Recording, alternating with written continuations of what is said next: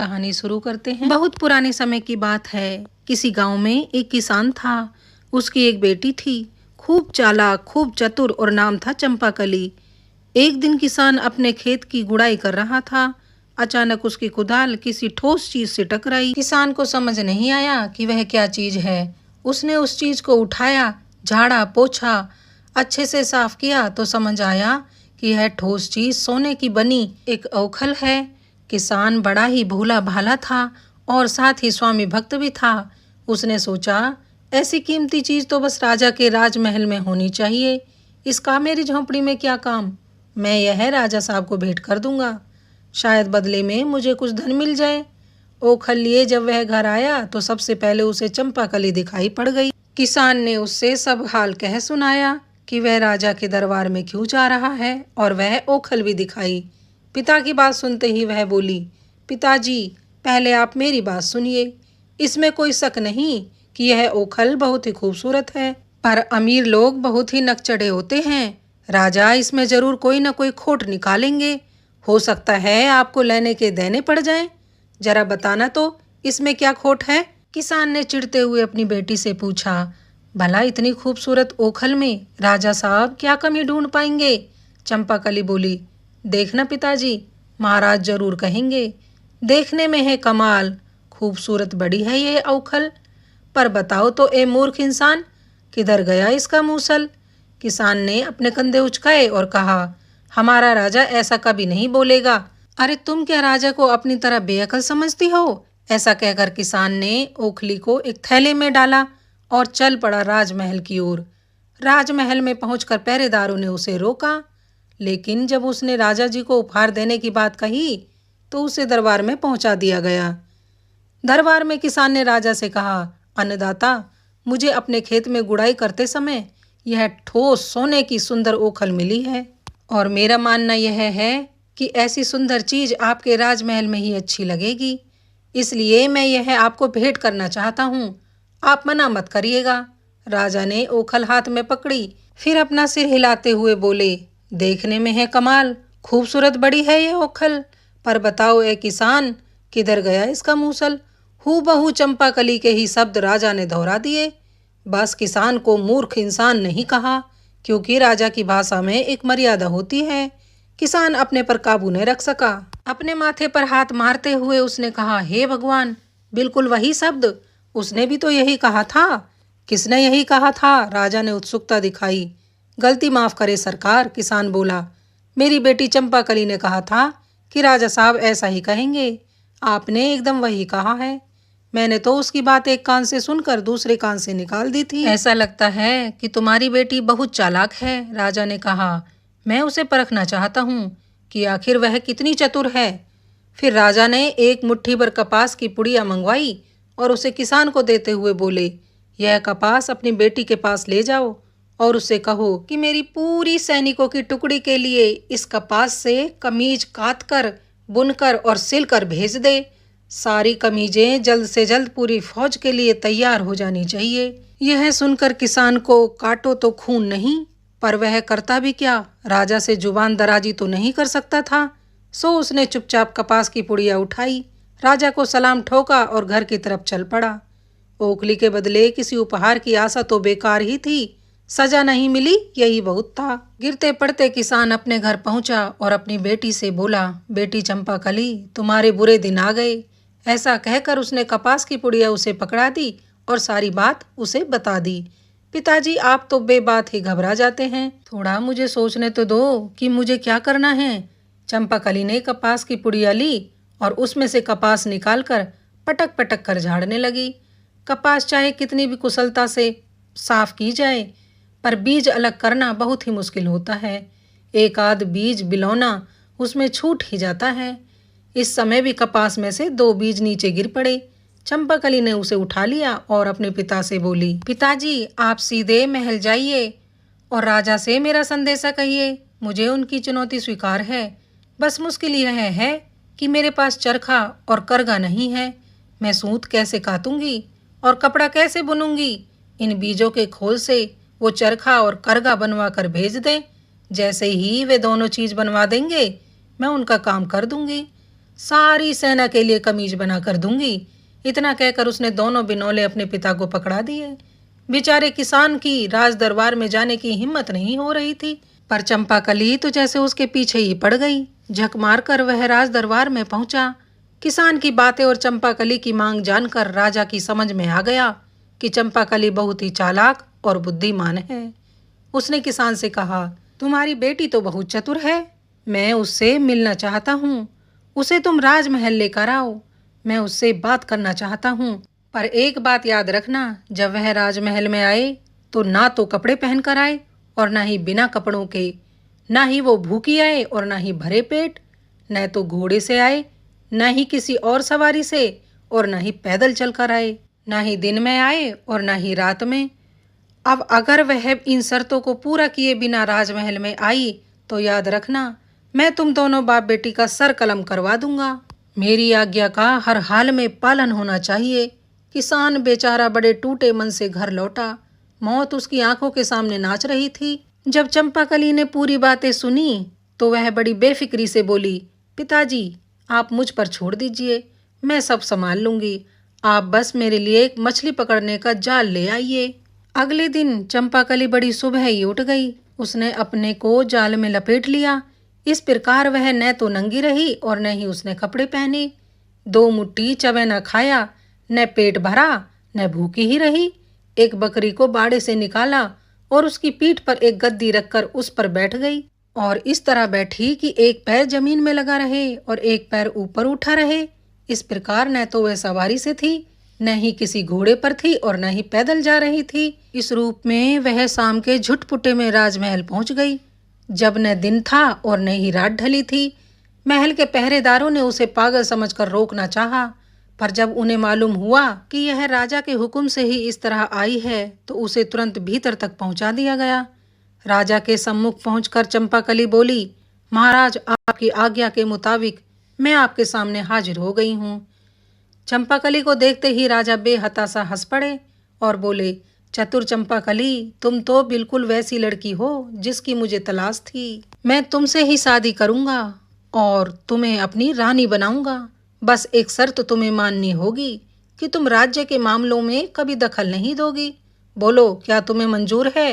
राजा समझ गया था कि चंपाकली उससे अधिक सयानी है, इसलिए उसने ऐसी शर्त रखी। चंपाकली ने कहा, यह बात तो मैं अपने पिता से पूछकर बताऊंगी, मैं खुद ही हाँ नहीं भर सकती। आखिर मेरे पिता ने मुझे पाल पोस कर बड़ा जो किया है। इतना कहकर चंपा घर की तरफ चल दी और घर पहुंचकर सारी बात अपने पिता को बताई। जब अनुभवी किसान पिता ने यह खबर सुनी तो बोला, यदि राजा की इच्छा तुमसे शादी करने की है तो तुम उसका विरोध तो कर नहीं सकती, आखिर वह राजा जो है। लेकिन तुम्हें हमेशा सावधान रहना होगा, क्योंकि जो आदमी मनचाहा तुरंत पाना चाहता है वह अनचाहा होने पर तुरंत छोड़ना भी चाहेगा। इसलिए तुम अपनी यहाँ की चीजों को ज्यों का त्यों रहने दो। ना जाने कब तुम उन्हें नापसंद हो जाओ तो तुम्हें लौटकर यहीं आना पड़ेगा। चंपाकली अभी कम उम्र की थी, सो उसने अपनी पिता की बातों पर बहुत अधिक ध्यान नहीं दिया। राजा से शादी की हामी भर दी। बहुत जल्दी ही पूरे राज्य में विवाह की धूमधाम मच गई। दूर दूर से लोग शाही शादी की रौनक देखने आने लगे। सारी सराहें भर गई। बहुत से लोगों को सड़कों के किनारे भी सोना पड़ा। एक किसान अपनी गर्भवती गाय को लेकर उन्हीं दिनों बेचने की इच्छा से राजधानी आया था। उसे किसी सराय में जगह न मिली। एक सराय मालिक को उस पर दया आ गई तो उसने अपने घर के पास बने एक छप्पर में गाय को रात भर रखने की इजाजत दे दी। अब किसान ने अपनी गाय के गले की रस्सी पास खड़ी एक गाड़ी के पहिए से बांध दी। भगवान की माया, सुबह सबने देखा कि गाय ने रात में एक बछड़े को जन्म दिया था जो लुढ़क कर गाड़ी के नीचे चला गया था। गाय का मालिक बहुत खुश हुआ। उसने अपनी गाय और बछड़े को संभाला और वापस घर जाने की तैयारी करने लगा। तभी गाड़ी का मालिक आया और कड़क कर बोला, खबरदार, जो बछड़े को ले जाने की कोशिश की तो कल रात तुमने मेरी गाड़ी के पहिए से गाय बांधी थी, वह तुम्हारी है, पर बछड़ा मेरी गाड़ी के नीचे था। यह मेरा है, पर बछड़ा तो गाय के पेट से बाहर आया। गाय मेरी है तो बच्चा भी मेरा ही है। गाय का मालिक बोला, तुमने गाय मेरे पहिए से बांधी थी, सो गाय तुम्हारी है, गाय खोल लो, पर इसका बच्चा मेरी गाड़ी के नीचे मिला है तो यह मेरा है। बात तुल पकड़ गई। बहस गाली गलौच से बढ़ते बढ़ते हाथ थपाई पर पहुंच गई और फिर लट्ठम लट्ठा तक जा पहुंची। शोर शराबे से राजा के संतरी भी वहां आन पहुंचे। सो दोनों दावेदारों को राज दरबार में न्याय के लिए पेश कर दिया गया। उस राज्य का नियम कुछ समय पहले ऐसा था कि राजा रानी मिलकर न्याय करते थे, लेकिन अब जब चंपाकली से राजा का विवाह हो गया था, तब राजा की शर्त के कारण चंपाकली को दरबार के मामलों में बोलने की मनाही हो गई थी। सो इन दोनों किसानों का मामला राजा के सामने पेश हुआ। दोनों पक्षों की बात सुनकर राजा ने निर्णय दिया, बछड़ा तो गाड़ी वाले का ही है, क्योंकि वह गाड़ी के नीचे था, और बछड़ा इसी गाय का है, इस बात का कोई चश्मदीद गवाह भी नहीं है। राजा के इस फैसले से गाय के मालिक किसान को बहुत ही दुख और निराशा हुई। बेचारा करता भी क्या, राजा का निर्णय अंतिम निर्णय होता है। गाय के मालिक की निराशा और उसके दुख से सराय वाले को उस पर बड़ी दया आई। उसने उसे रानी के पास जाने की सलाह दी, क्योंकि पहले रानियां तो दरबार में आया ही करती थी। किसान राजमहल पहुंचा और वहां के दरबान को अपनी पूरी कहानी सुनाकर बोला, भाई मैं बड़ा दुखी आदमी हूँ, क्या आप किसी तरह मेरी भेंट रानी जी से करवा सकते हैं? दरबान बोला, मैं मजबूर हूँ भाई, राजा साहब ने किसी भी फरियादी को रानी से मिलने की सख्त मनाही कर दी है। मरता क्या न करता, किसान ने चोरी चोरी महल के आसपास चक्कर लगाने शुरू कर दिए। उसे एक बगीचे में रानी चहलकदमी करती हुई दिख गई। फिर क्या था, बगीचे की बाड़ फांद कर गाय वाला अंदर पहुंच गया। रानी के आगे गिड़गिड़ा कर अपने साथ हुए अन्याय की कहानी कह सुनाई। चंपाकली ने थोड़ी देर विचार किया और फिर बोली, मेरी बात ध्यान से सुनो। कल महाराज शिकार खेलने जा रहे हैं। वह एक ऐसी जगह जाएंगे जहां एक तालाब इस मौसम में हमेशा सूखा रहता है। सो तुम अपने साथ एक जाल और एक बंसी लेकर वहां पर चले जाना। जब राजा साहब दिखाई पड़े तो ऐसा अभिनय करना कि मानो तुम मछलियां पकड़ रहे हो। महाराज तुमसे जरूर पूछेंगे कि तुम सूखे तालाब में मछलियां क्यों पकड़ रहे हो। तब तुम उनसे कहना कि यदि गाड़ी बछड़ा पैदा कर सकती है तो क्या सूखे तालाब में मछलियां नहीं मिल सकती। अगले दिन वह गाय का मालिक एक जाल और बंसी से लेस होकर पहुंच गया तालाब पर। सारी घटना वैसे ही घटी जैसा कि चंपाकली ने उस गाय वाले को बताया था। गाय वाले का उत्तर सुनकर राजा जोर से बोला, यह तुम किसकी बोली बोल रहे हो? तुम तो ऐसा कभी सोच भी नहीं सकते। सच सच बताओ, क्या तुम रानी से मिले थे? अब गाय वाला इनकार न कर सका। उसने तुरंत मान लिया कि ऐसा करने की सलाह उसे रानी से ही मिली थी। राजा ने तुरंत नया फैसला सुनाया और बछड़ा गाय के मालिक को दिलवा दिया। महल लौटते ही उन्होंने चंपाकली को बुलवाया और उससे बोले, मैंने शादी के समय जो शर्त रखी थी तुमने उसे पूरा नहीं किया। तुमने मेरे किए फैसले का विरोध किया है। तुम्हें राजकाज के मामलों में नहीं पड़ना चाहिए था। अब इस राजमहल से जो भी तुम ले जाना चाहो वो ले जाओ और रात होने से पहले अपने गांव अपने घर वापस चली जाओ और एक किसान की बेटी की ही तरह अपनी पूरी जिंदगी बिताओ। चंपाकली ने सिर झुकाकर जवाब दिया, आप जैसा चाहते हैं वैसा ही होगा महाराज। बस आपसे एक विनती है कि शाम के समय मुझे जाने को ना कहें। घर की लक्ष्मी को संध्या समय घर से निकालने पर आपकी प्रजा में आपकी बदनामी होगी। ठीक है, राजा ने कहा, आज रात हम आखिरी बार एक साथ खाना खाएंगे। कल सुबह तुम चली जाना।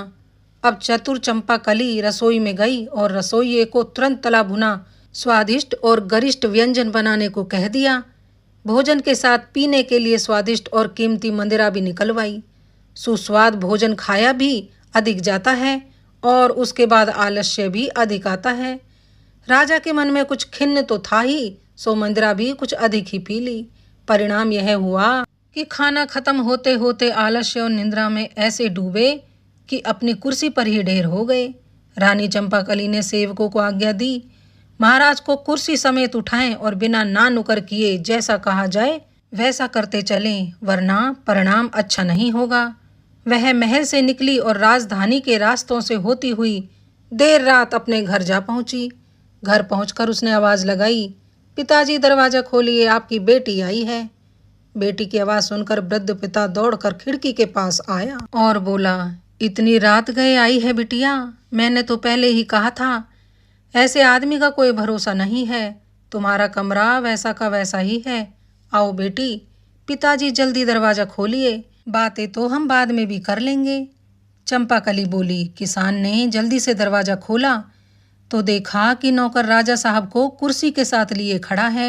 पिता कुछ पूछते उससे पहले ही चंपाकली राजा जी को लेकर अपने कमरे में चली गई और जूते उतरवा कर उन्हें बिस्तर पर लिटवा दिया। सेवक को वापस भेजकर वह खुद राजा की बगल में लेट गई। कुछ देर बाद राजा की नींद टूटी। शायद बिस्तर महल के बिस्तर जितना नरम और मुलायम नहीं था। राजा ने जब करवट बदली तो उन्होंने अपनी पत्नी को बगल में लेटा देखा। वह बोले, चंपाकली, मैंने तो तुम्हें गांव जाने के लिए कह दिया था, तुम गई नहीं? जी हाँ महाराज, लेकिन अभी सुबह नहीं हुई है, आप सो जाइए, चंपाकली ने उत्तर दिया। राजा फिर सो गया। सुबह उनकी नींद मुर्गे की बाग और बकरियों की मिमियाहट से खुली। खिड़की से सूरज की रोशनी आ रही थी, सो उनकी नींद तुरंत ही भाग गई। वह उठकर बैठे और रानी से बोले, चंपाकली, आखिर मैं कहाँ हूँ?